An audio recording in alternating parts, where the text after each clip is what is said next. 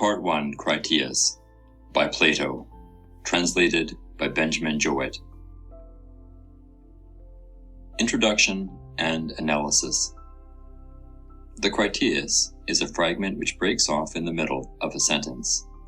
It was designed to be the second part of a trilogy which, like the other great Platonic trilogy of the sophist, statesman, philosopher, was never completed.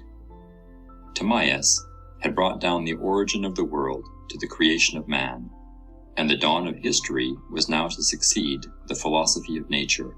The Critias is also connected with the Republic.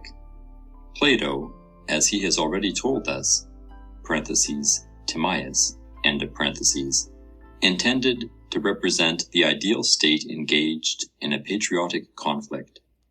This mythical conflict is prophetic or symbolic of the struggle of Athens and Persia, perhaps in some degree also of the wars of the Greeks and Carthaginians, in the same way that the Persian is prefigured by the Trojan War to the mind of Herodotus, or as the narrative of the first part of the Aeneid is intended by Virgil to foreshadow the wars of Carthage and Rome.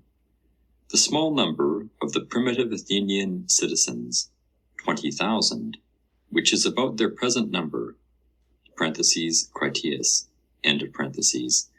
is evidently designed to contrast with the myriads and barbaric array of the Atlantic hosts. The passing remark in the Timaeus, that Athens was left alone in the struggle, in which she conquered and became the liberator of Greece, is also an allusion to the later history. Hence we may safely conclude that the entire narrative is due to the imagination of Plato, who has used the name of Solon and introduced the Egyptian priests to give verisimilitude to his story. To the Greek, such a tale, like that of the earth-born men, would have seemed perfectly accordant with the character of his mythology, and not more marvelous than the wonders of the East narrated by Herodotus and others. He might have been deceived into believing it, but it appears strange that later ages should have been imposed upon by the fiction. As many attempts have been made to find the great island of Atlantis, as to discover the country of the lost tribes.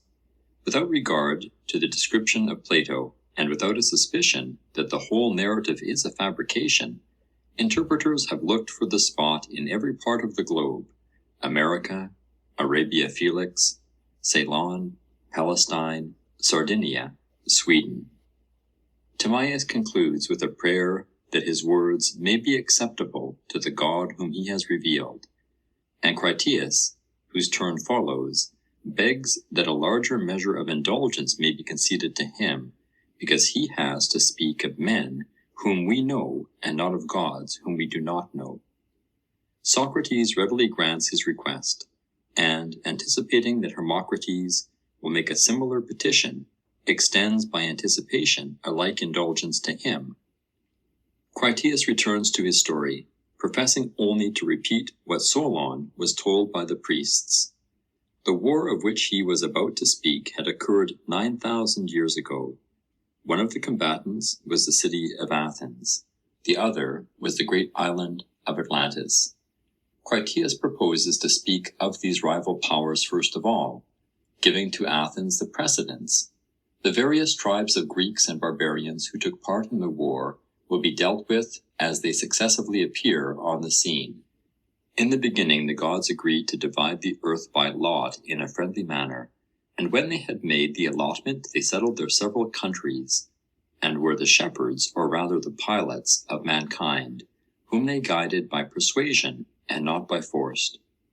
Hephaestus and Athena, brother and sister deities, in mind and art united, obtained as their lot the land of Attica, a land suited to the growth of virtue and wisdom, and there they settled a brave race of children of the soil, and taught them how to order the state. Some of their names, such as Cecrops, Erechtheus, Erichthonius, and Erysichthon, were preserved and adopted in later times, but the memory of their deeds has passed away, for there have since been many deluges, and the remnant who survived in the mountains were ignorant of the art of writing, and during many generations were wholly devoted to acquiring the means of life. And the armed image of the goddess, which was dedicated by the ancient Athenians, is an evidence to other ages that men and women had in those days, as they ought always to have, common virtues and pursuits. There were various classes of citizens, including handicraftsmen and husbandmen, and a superior class of warriors who dwelt apart, and were educated, and had all things in common, like our guardians. Attica in those days extended southwards to the isthmus, and inland to the heights of Parnes and Cithaeron, and between them and the sea included the district of Oropus. The country was then, as what remains of it still is, the most fertile in the world, and abounded in rich plains and pastures. But in the course of ages much of the soil was washed away and disappeared in the deep sea, and the inhabitants of this fair land were endowed with intelligence and the love of beauty. The Acropolis of the ancient Athens extended to the Ilissus and Eridanus, and included the Pnyx and the Lycabettus on the opposite side of the Pnyx, having a level surface and deep soil. The side of the hill was inhabited by craftsmen and husbandmen, and the warriors dwelt by themselves on the summit, around the temples of Hephaestus and Athene, in an enclosure which was like the garden of a single house. In winter they retired into houses on the north of the hill, in which they held their syssitia. These were modest dwellings, which they bequeathed unaltered to their children's children. In summer time the south side was inhabited by them, and then they left their gardens and dining halls. In the midst of the Acropolis was a fountain, which gave an abundant supply of cool water in summer and warm in winter. Of this there are still some traces. They were careful to preserve the number of fighting men and women at 20,000, which is equal to that of the present military force. And so they passed their lives as guardians of the citizens and leaders of the Hellenes. They were a just and famous race, celebrated for their beauty and virtue all over Europe and Asia. And now I will speak to you of their adversaries. But first I ought to explain that the Greek names were given to Solon in an Egyptian form, and he inquired their meaning and translated them. His manuscript was left with my grandfather Dropides, and is now in my possession. In the division of the earth Poseidon obtained as his portion the island of Atlantis, and there he begat children whose mother was a mortal. Towards the sea and in the center of the island there was a very fair and fertile plain, and near the center, about 50 stadia from the plain, there was a low mountain in which dwelt a man named Evenor, and his wife Leucippe, and their daughter Cleito, of whom Poseidon became enamored. He, to secure his love, enclosed the mountain with rings or zones varying in size, 2 of land and 3 of sea, which his divine power readily enabled him to excavate and fashion. And, as there was no shipping in those days, no man could get into the place. To the interior island he conveyed under the earth springs of water hot and cold, and supplied the land with all things needed for the life of man. Here he begat a family consisting of 5 pairs of twin male children. The eldest was Atlas, and him he made king of the center island, while to his twin brother, Eumelus or Gadyrus, he assigned that part of the country which was nearest the straits.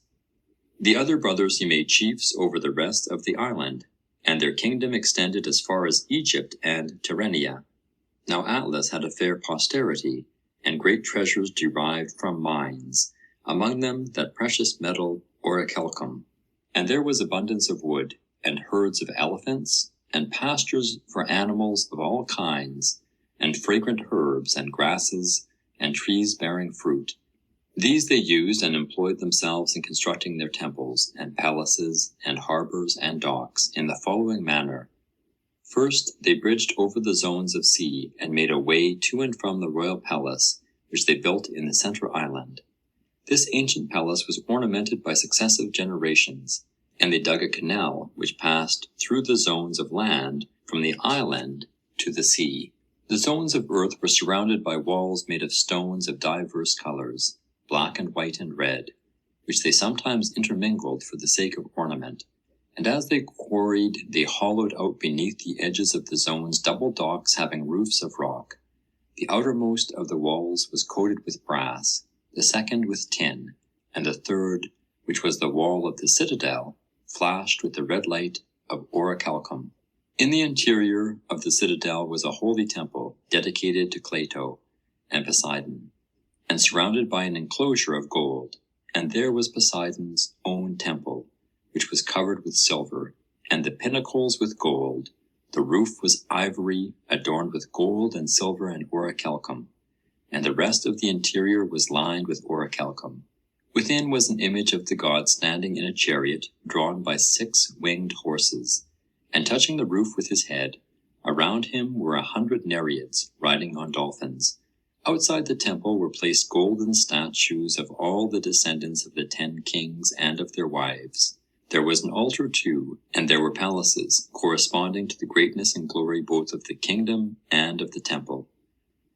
Also there were fountains of hot and cold water, and suitable buildings surrounding them, and trees, and there were baths both of the kings and of private individuals, and separate baths for women, and also for cattle. The water from the baths was carried to the grove of Poseidon, and by aqueducts over the bridges to the outer circles. And there were temples in the zones, and in the larger of the two there was a race course for horses, which ran all round the island. The guards were distributed in the zones according to the trust reposed in them. The most trusted of them were stationed in the citadel. The docks were full of triremes and stores. The land between the harbour and the sea was surrounded by a wall, and was crowded with dwellings, and the harbour and canal resounded with the din of human voices. The plain around the city was highly cultivated and sheltered from the north by mountains. It was oblong, and where falling out of the straight line followed the circular ditch, which was of an incredible depth. This depth received the streams which came down from the mountains, as well as the canals of the interior, and found a way to the sea. The entire country was divided into 60,000 lots, each of which was a square of 10 stadia, and the owner of a lot was bound to furnish the 6th part of a war chariot, so as to make up 10,000 chariots, 2 horses and riders upon them, a pair of chariot horses without a seat, and an attendant and charioteer, 2 hoplites, 2 archers, 2 slingers, 3 stone shooters, 3 javelin men, and 4 sailors to make up the complement of 1,200 ships. Each of the 10 kings was absolute in his own city and kingdom.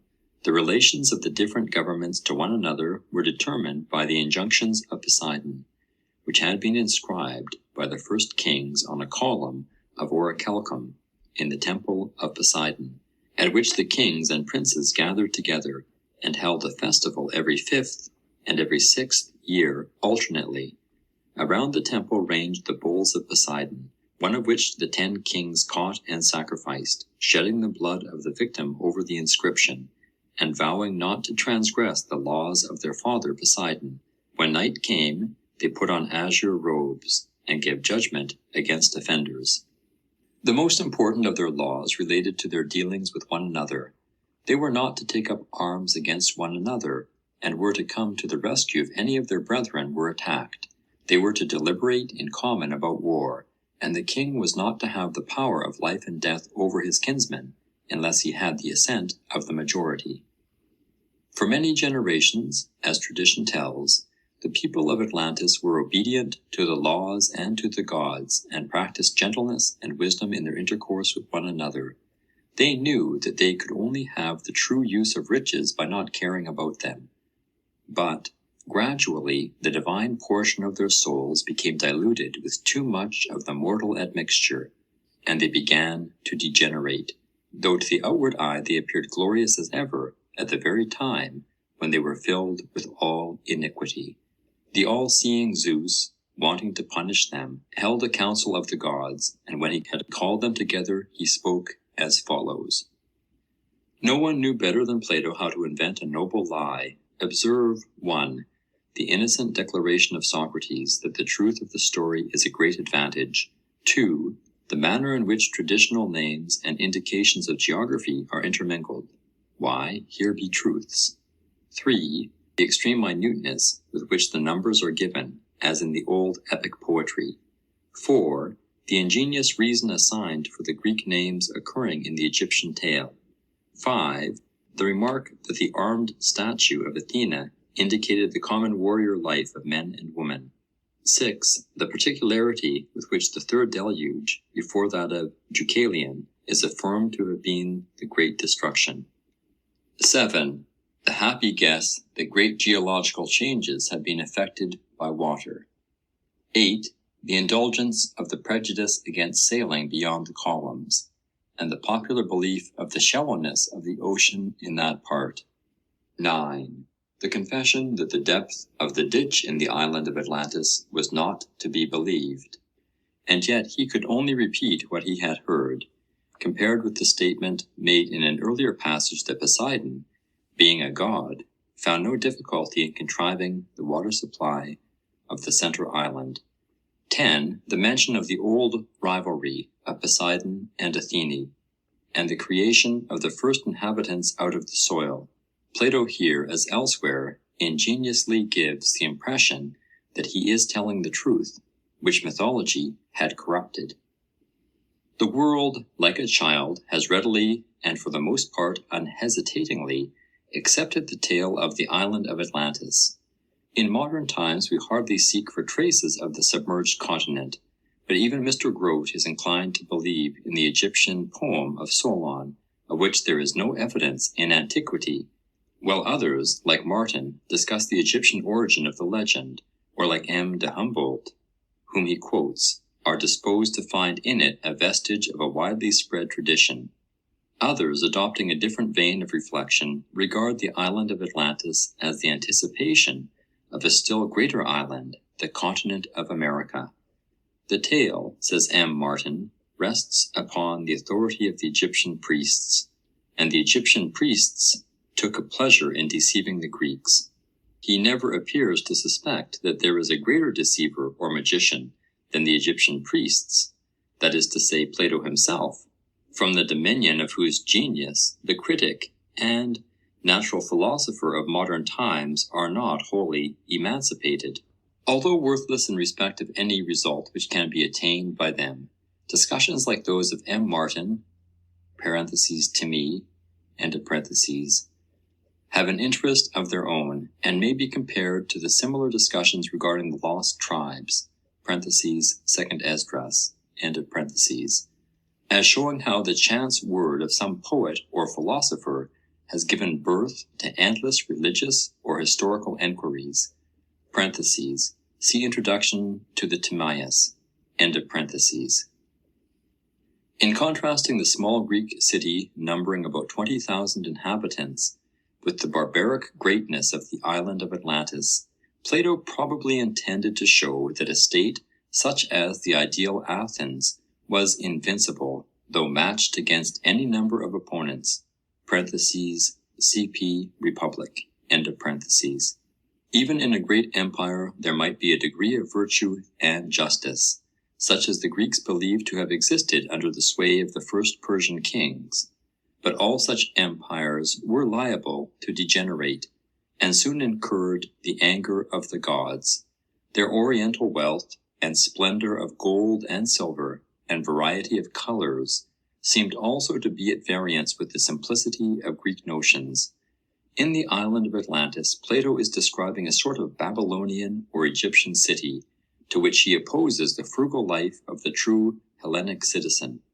It is remarkable that in his brief sketch of them, he idealizes the husbandmen who are lovers of honor and true husbandmen, as well as the warriors who are his sole concern in the Republic, and that though he speaks of the common pursuits of men and women, he says nothing of the community of wives and children. It is singular that Plato should have prefixed the most detested of Athenian names to this dialogue, and even more singular that he should have put into the mouth of Socrates a panegyric on him, Timaeus, Yet we know that his character was accounted infamous by Xenophon, and that the mere acquaintance with him was made a subject of accusation against Socrates. We can only infer that in this, and perhaps in some other cases, Plato's characters have no reference to the actual facts.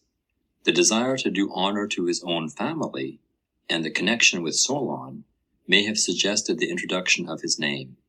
Why the Critias was never completed, whether from accident, or from advancing age, or from a sense of the artistic difficulty of the design, cannot be determined. Part 2, Critias, by Plato.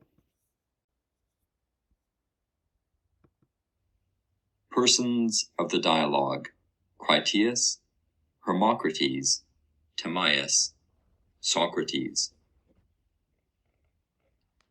Timaeus: How thankful I am, Socrates, that I have arrived at last, and, like a weary traveller after a long journey, may be at rest.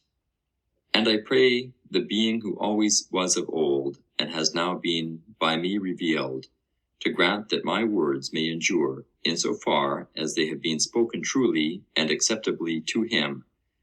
But if unintentionally I have said anything wrong, I pray that he will impose upon me a just retribution, and the just retribution of him who errs is that he should be set right. Wishing then to speak truly in future concerning the generation of the gods, I pray him to give me knowledge, which of all medicines is the most perfect and best. And now, having offered my prayer, I deliver up the argument to Critias, who is to speak next according to our agreement. Parentheses, Timaeus, end of parentheses. Critias: And I, Timaeus, accept the trust. And as you at first said that you were going to speak of high matters, and begged that some forbearance might be shown to you, I too ask the same or greater forbearance for what I am about to say. And although I very well know that my request may appear to be somewhat ambitious and discourteous, I must make it nevertheless. For will any man of sense deny that you have spoken well?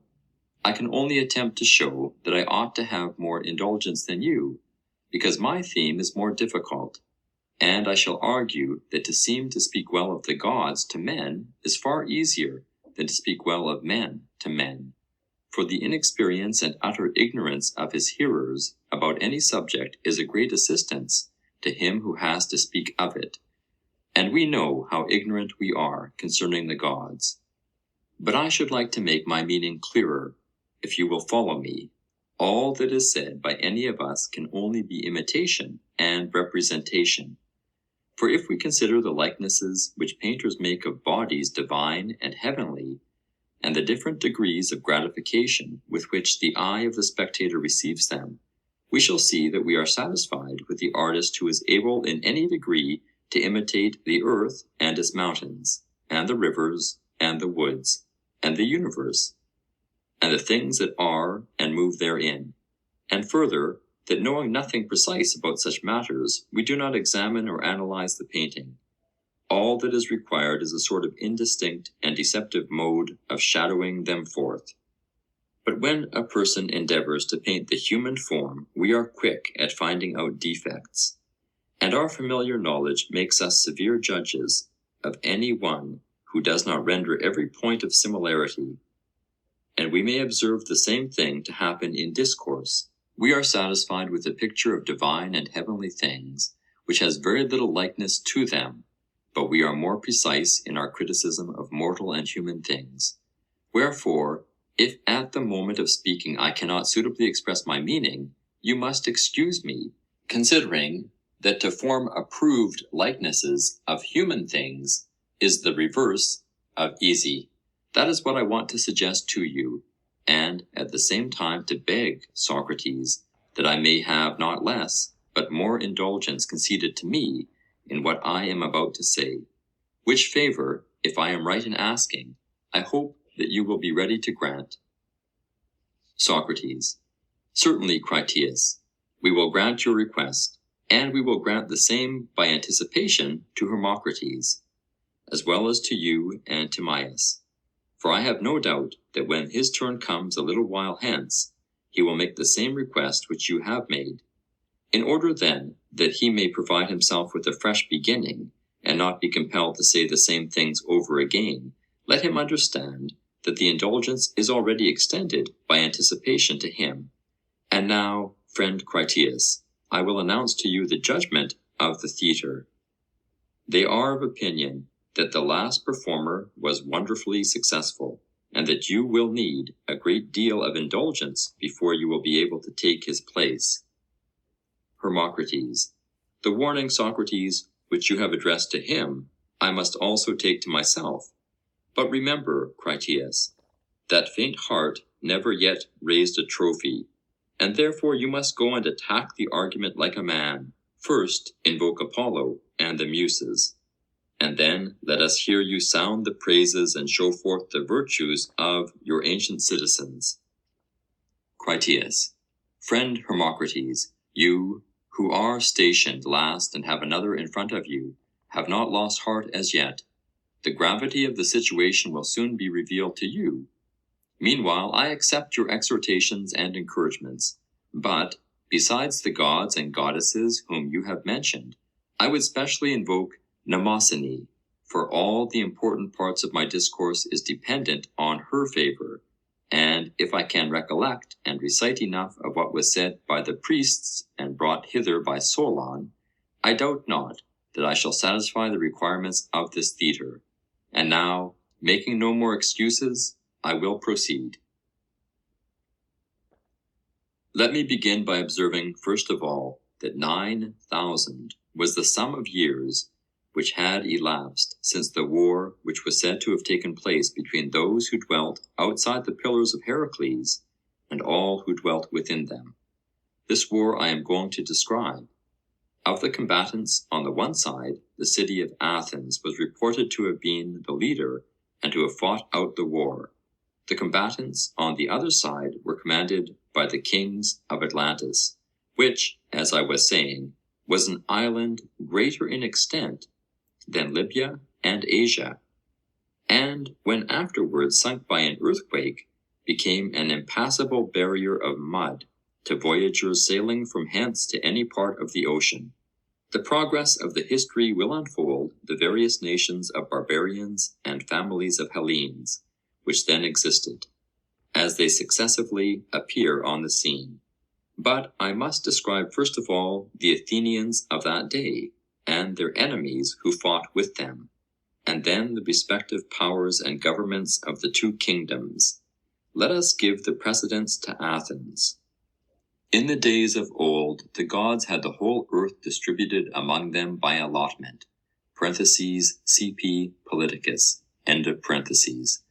There was no quarreling, for you cannot rightly suppose that the gods did not know what was proper for each of them to have, or, knowing this, that they would seek to procure for themselves by contention that which more properly belonged to others. They all of them, by just apportionment, obtained what they wanted, and peopled their own districts.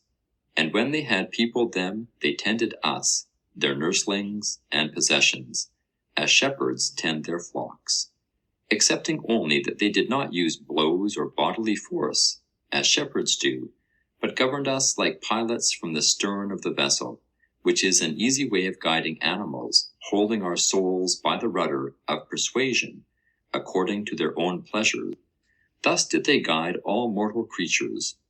Now different gods had their allotments in different places, which they set in order.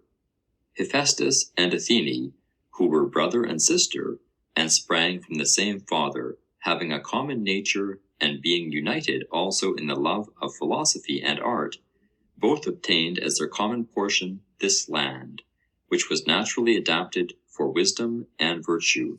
And there they implanted brave children of the soil, and put into their minds the order of government. Their names are preserved, but their actions have disappeared by reason of the destruction of those who received the tradition, and the lapse of ages. For when there were any survivors, as I have already said, they were men who dwelt in the mountains, and they were ignorant of the art of writing, and had heard only the names of the chiefs of the land, but very little about their actions. The names they were willing enough to give to their children, but the virtues and the laws of their predecessors they knew only by obscure traditions.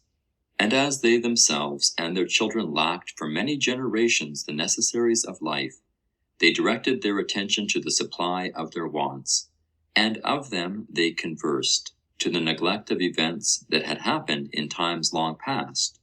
For mythology and the enquiry into antiquity are first introduced into cities when they begin to have leisure. (cp. Aristotle, Metaphysics). And when they see that the necessaries of life have already been provided, but not before. And this is the reason why the names of the ancients have been preserved to us and not their actions. This I infer because Solon said that the priests in their narrative of that war mention most of the names which are recorded prior to the time of Theseus, such as Cecrops, and Erechtheus, and Erichthonius, and Erysichthon, and the names of the woman in like manner. Moreover, since military pursuits were then common to men and women, the men of those days, in accordance with the custom of the time, set up a figure and image of the goddess in full armor, to be a testimony that all animals which associate together, male as well as female, may, if they please, practice in common the virtue which belongs to them without distinction of sex. Now the country was inhabited in those days by various classes of citizens. There were artisans, and there were husbandmen, and there was also a warrior class originally set apart by divine men. The latter dwelt by themselves, and had all things suitable for nurture and education.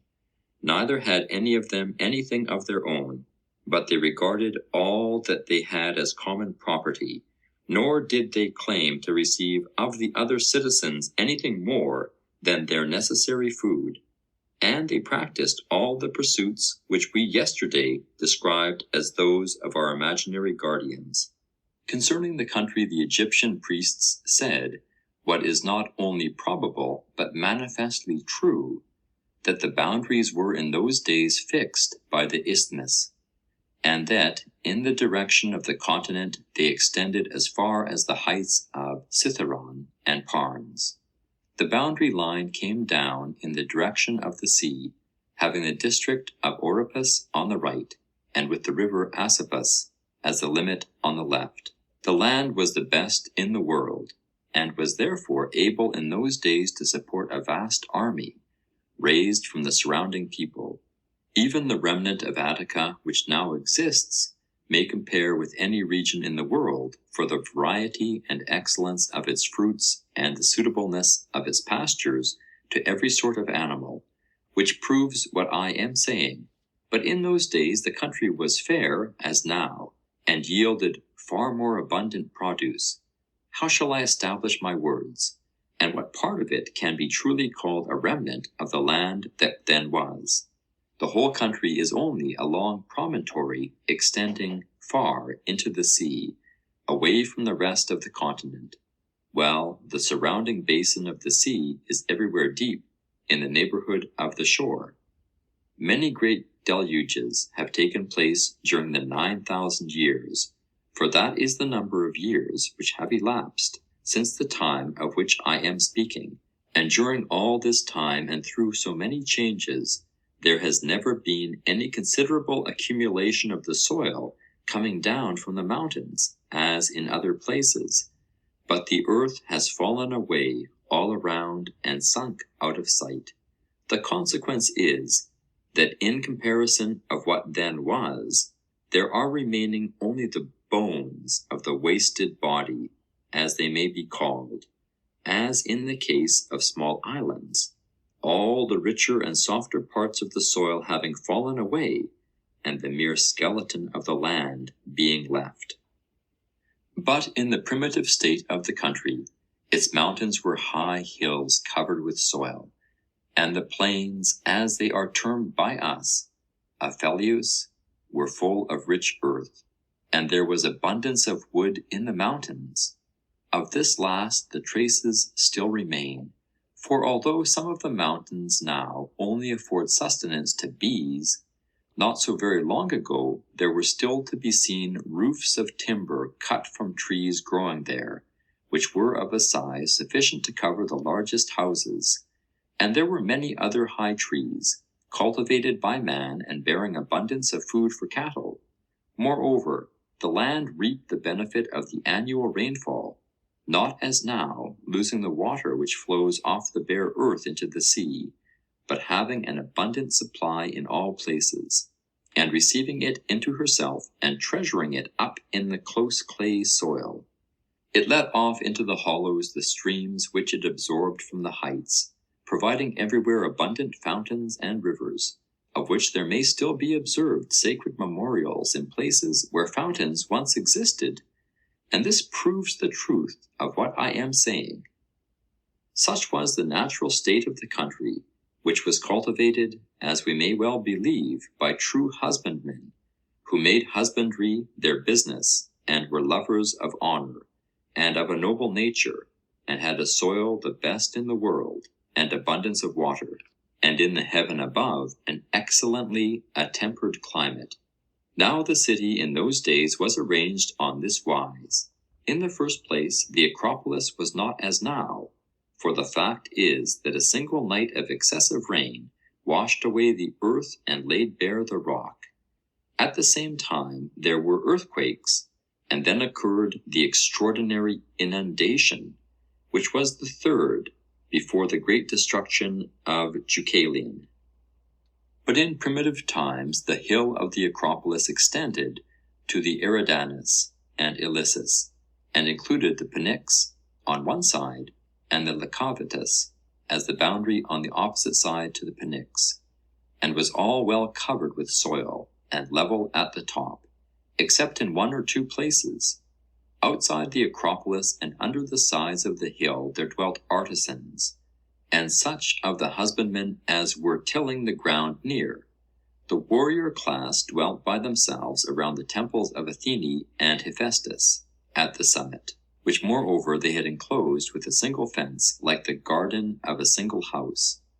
On the north side they had dwellings in common, and had erected halls for dining in winter, and had all the buildings which they needed for their common life, besides temples, but there was no adorning of them with gold and silver, for they made no use of these for any purpose.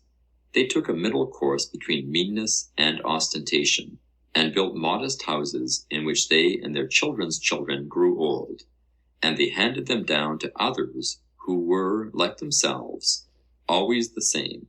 But in summer time they left their gardens and gymnasia and dining halls, and then the southern side of the hill was made use of by them for the same purpose.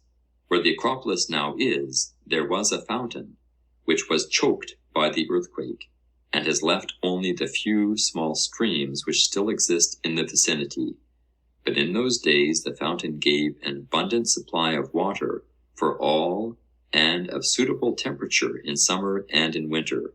This is how they dwelt, being the guardians of their own citizens and the leaders of the Hellenes, who were their willing followers. And they took care to preserve the same number of men and women through all time, being so many as were required for warlike purposes, then as now, that is to say, about 20,000. Such were the ancient Athenians, and after this manner they righteously administered their own land and the rest of Hellas. They were renowned all over Europe and Asia for the beauty of their persons and for the many virtues of their souls, and of all men who lived in those days they were the most illustrious. And next, if I have not forgotten what I heard when I was a child, I will impart to you the character and origin of their adversaries, for friends should not keep their stories to themselves, but have them in common. Yet, before proceeding further in the narrative, I ought to warn you that you must not be surprised if you should perhaps hear Hellenic names given to foreigners. I will tell you the reason of this. Solon, who was intending to use the tale for his poem, inquired into the meaning of the names, and found that the early Egyptians in writing them down had translated them into their own language. And he recovered the meaning of the several names, and when copying them out again translated them into our language. My great-grandfather, Dropides, had the original writing, which is still in my possession, and was carefully studied by me when I was a child. Therefore, if you hear names such as are used in this country, you must not be surprised, for I have told how they came to be introduced. The tale, which was of great length, began as follows. I have before remarked in speaking of the allotments of the gods, that they distributed the whole earth into portions differing in extent, and made for themselves the temples and instituted sacrifices. And Poseidon, receiving for his lot the island of Atlantis, begat children by a mortal woman, and settled them in a part of the island, which I will describe, looking towards the sea. But in the center of the whole island there was a plain, which is said to have been the fairest of all plains and very fertile. Near the plain again, and also in the center of the island, at a distance of about 50 stadia, there was a mountain not very high on any side.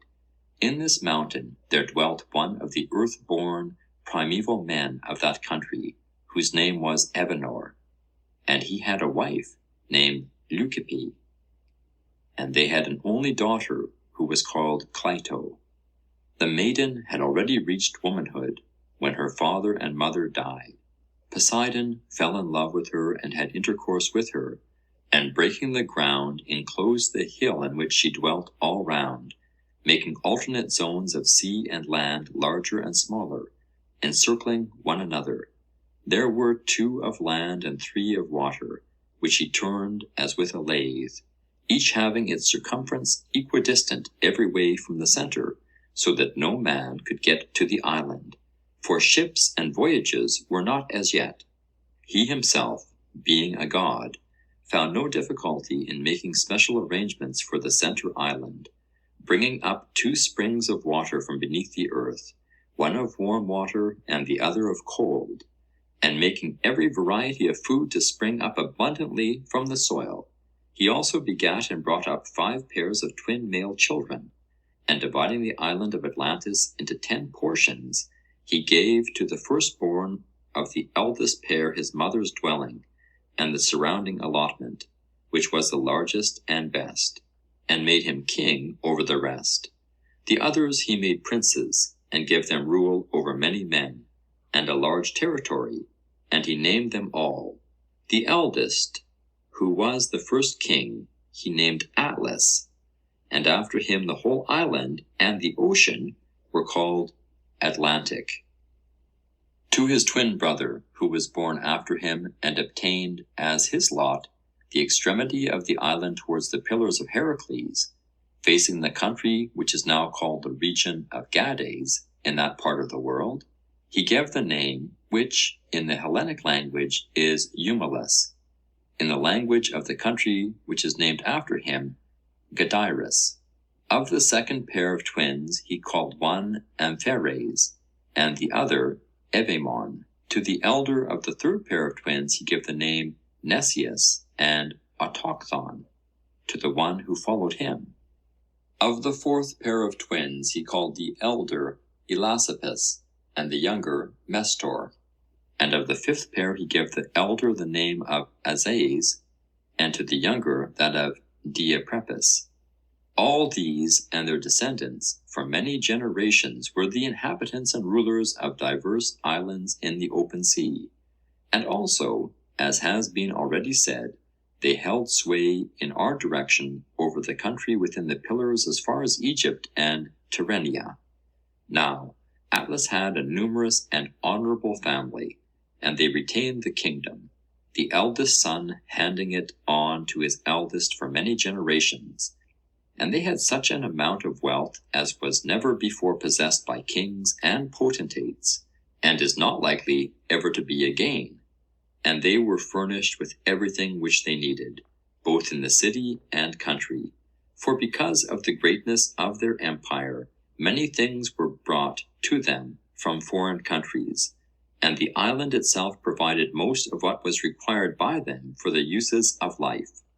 In the first place, they dug out of the earth whatever was to be found there, solid as well as fusile, and that which is now only a name, and was then something more than a name, or a calcum, was dug out of the earth in many parts of the island, being more precious in those days than anything except gold.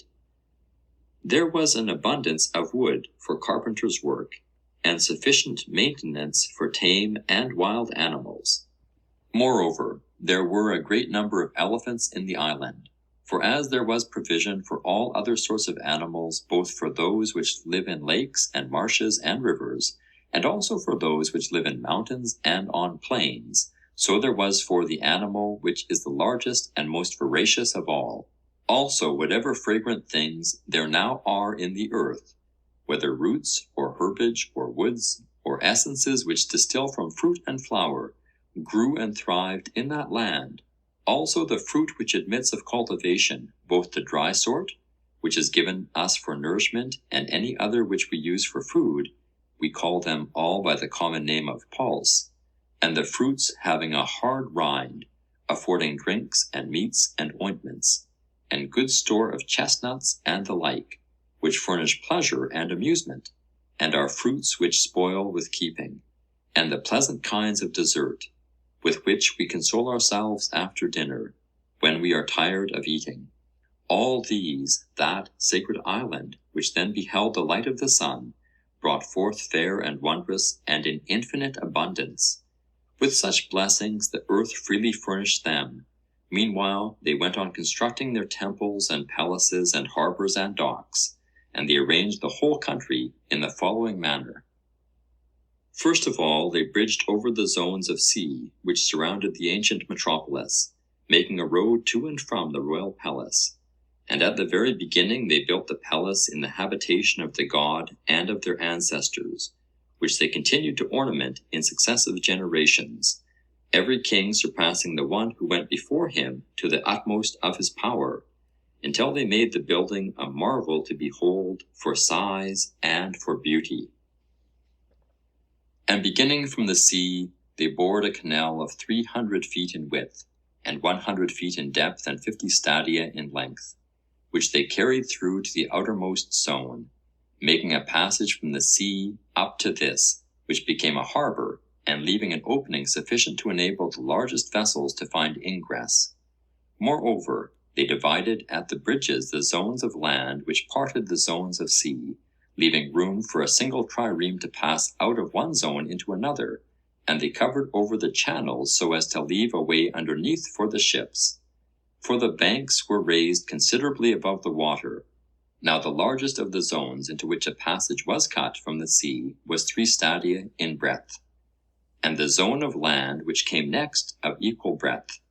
But the next 2 zones, the one of water, the other of land, were 2 stadia, and the one which surrounded the central island was a stadium only in width. The island in which the palace was situated had a diameter of 5 stadia. All this including the zones and the bridge, which was the 6th part of a stadium in width. They surrounded by a stone wall on every side, placing towers and gates on the bridges where the sea passed in. The stone which was used in the work they quarried from underneath the centre island, and from underneath the zones, on the outer as well as the inner side, one kind was white, another black, and a third red. And as they quarried, they at the same time hollowed out double docks, having roofs formed out of the native rock. Some of their buildings were simple, but in others they put together different stones, varying the colour to please the eye, and to be a natural source of delight. The entire circuit of the wall, which went round the outermost zone, they covered with a coating of brass, and the circuit of the next wall they coated with tin, and the third, which encompassed the citadel, flashed with the red light of orichalcum. The palaces in the interior of the citadel were constructed on this wise. In the centre was a holy temple dedicated to Plato and Poseidon, which remained inaccessible, and was surrounded by an enclosure of gold. This was the spot where the family of the 10 princes first saw the light, and thither the people annually brought the fruits of the earth in their season from all the 10 portions, to be an offering to each of the 10. Here was Poseidon's own temple, which was a stadium in length, and half a stadium in width, and of a proportionate height, having a strange barbaric appearance. All the outside of the temple, with the exception of the pinnacles, they covered with silver, and the pinnacles with gold. In the interior of the temple the roof was of ivory, curiously wrought everywhere with gold and silver and orichalcum. And all the other parts, the walls and pillars and floor, they coated with orichalcum. In the temple they placed statues of gold. There was the god himself standing in a chariot, the charioteer of 6-winged horses, and of such a size that he touched the roof of the building with his head. Around him there were 100 Nereids riding on dolphins, for such was thought to be the number of them by the men of those days. There were also in the interior of the temple other images which had been dedicated by private persons, and around the temple on the outside were placed statues of gold of all the descendants of the 10 kings and of their wives. And there were many other great offerings of kings and of private persons, coming both from the city itself and from the foreign cities over which they held sway. There was an altar too, which in size and workmanship corresponded to this magnificence. And the palaces, in like manner, answered to the greatness of the kingdom and the glory of the temple. In the next place they had fountains, one of cold and another of hot water, in gracious plenty flowing, and they were wonderfully adapted for use by reason of the pleasantness and excellence of their waters. They constructed buildings about them and planted suitable trees. Also they made cisterns, some open to the heaven, others roofed over, to be used in winter as warm baths. There were the king's baths and the baths of private persons, which were kept apart, and there were separate baths for women, and for horses and cattle, and to each of them they gave as much adornment as was suitable. Of the water which ran off they carried some to the grove of Poseidon, where were growing all manner of trees of wonderful height and beauty, owing to the excellence of the soil, while the remainder was conveyed by aqueducts along the bridges to the outer circles. And there were many temples built and dedicated to many gods, also gardens and places of exercise, some for men and others for horses, in both of the 2 islands formed by the zones. And in the center of the larger of the 2 there was set apart a race course of a stadium in width, and in length allowed to extend all around the island, for horses to race in. Also there were guard houses at intervals for the guards, the more trusted of whom were appointed to keep watch in the lesser zone, which was nearer the Acropolis, while the most trusted of all had houses given them within the citadel, near the persons of the kings. The docks were full of triremes and naval stores, and all things were quite ready for use. Enough of the plan of the royal palace. Leaving the palace and passing out across the 3 harbors, you came to a wall which began at the sea and went all round. This was everywhere distant 50 stadia from the largest zone or harbor, and enclosed the whole, the ends meeting at the mouth of the channel which led to the sea. The entire area was densely crowded with habitations, and the canal and the largest of the harbors were full of vessels, and merchants coming from all parts, who, from their numbers, kept up a multitudinous sound of human voices, and din and clatter of all sorts, night and day. I have described the city and the environs of the ancient palace nearly in the words of Solon, and now I must endeavour to represent to you the nature and arrangement of the rest of the land. The whole country was said by him to be very lofty and precipitous on the side of the sea, but the country immediately about and surrounding the city was a level plain, itself surrounded by mountains which descended towards the sea. It was smooth and even, and of an oblong shape, extending in one direction 3,000 stadia, but across the center inland it was 2,000 stadia. This part of the island looked towards the south, and was sheltered from the north.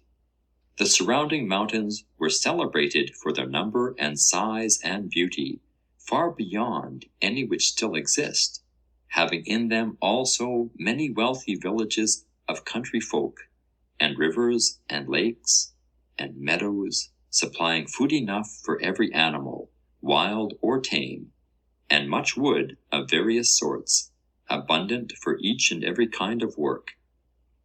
I will now describe the plain, as it was fashioned by nature and by the labors of many generations of kings through long ages. It was for the most part rectangular and oblong, and where falling out of the straight line followed the circular ditch. The depth and width and length of this ditch were incredible, and gave the impression that a work of such extent, in addition to so many others, could never have been artificial. Nevertheless, I must say what I was told. It was excavated to the depth of 100 feet, and its breadth was a stadium everywhere. It was carried round the whole of the plain, and it was 10,000 stadia in length.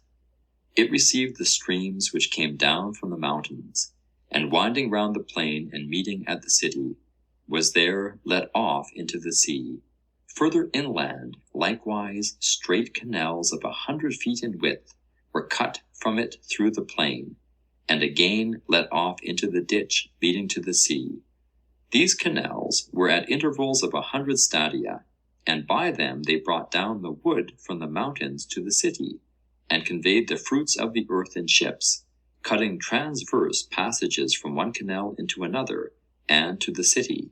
Twice in the year they gathered the fruits of the earth, in winter having the benefit of the rains of heaven, and in summer the water which the land supplied by introducing streams from the canals. As to the population, each of the lots in the plain had to find a leader for the men who were fit for military service, and the size of a lot was a square of 10 stadia each way, and the total number of all the lots was 60,000. And of the inhabitants of the mountains and of the rest of the country there was also a vast multitude, which was distributed among the lots and had leaders assigned to them according to their districts and villages. The leader was required to furnish for the war the 6th portion of a war chariot, so as to make up a total of 10,000 chariots, also 2 horses and riders for them, and a pair of chariot horses without a seat, accompanied by a horseman who could fight on foot carrying a small shield, and having a charioteer who stood behind the man at arms to guide the 2 horses. Also he was bound to furnish 2 heavy armed soldiers, 2 archers, 2 slingers, 3 stone shooters, and 3 javelin men, who were light armed, and 4 sailors to make up the complement of 1,200 ships. Such was the military order of the royal city. The order of the other 9 governments varied, and it would be wearisome to recount their several differences. As to offices and honors, the following was the arrangement from the first. Each of the 10 kings in his own division and in his own city had the absolute control of the citizens, and, in most cases, of the laws, punishing and slaying whomsoever he would. Now the order of precedence among them and their mutual relations were regulated by the commands of Poseidon, which the law had handed down. These were inscribed by the first kings on a pillar of orichalcum, which was situated in the middle of the island, at the temple of Poseidon, whither the kings were gathered together every 5th and every 6th year alternately, thus giving equal honor to the odd and to the even number. And when they were gathered together, they consulted about their common interests, and inquired if any one had transgressed in anything, and passed judgment. And before they passed judgment, they gave their pledges to one another on this wise. There were bulls who had the range of the temple of Poseidon, and the 10 kings, being left alone in the temple, after they had offered prayers to the god, that they might capture the victim which was acceptable to him, hunted the bulls, without weapons, but with staves and nooses. And the bull which they caught, they led up to the pillar, and cut its throat over the top of it, so that the blood fell upon the sacred inscription. Now on the pillar, besides the laws, there was inscribed an oath, invoking mighty curses on the disobedient. When, therefore, after slaying the bull in the accustomed manner, they had burnt its limbs, they filled a bowl of wine, and cast in a clot of blood for each of them. The rest of the victim they put in the fire, after having purified the column all round.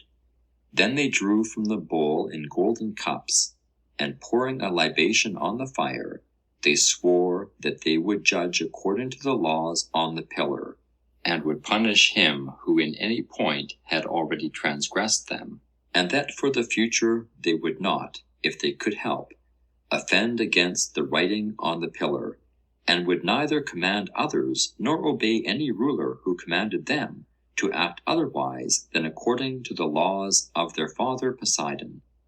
This was the prayer which each of them offered up for himself and for his descendants, at the same time drinking and dedicating the cup out of which he drank in the temple of the god.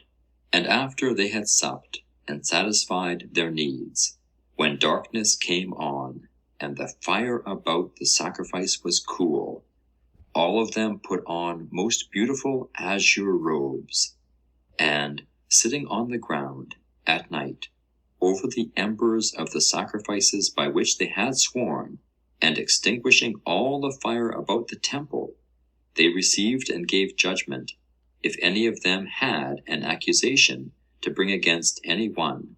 And when they had given judgment, at daybreak they wrote down their sentences on a golden tablet, and dedicated it together with their robes to be a memorial. There were many special laws affecting the several kings inscribed about the temples, but the most important was the following. They were not to take up arms against one another, and they were all to come to the rescue if any one in any of their cities attempted to overthrow the royal house.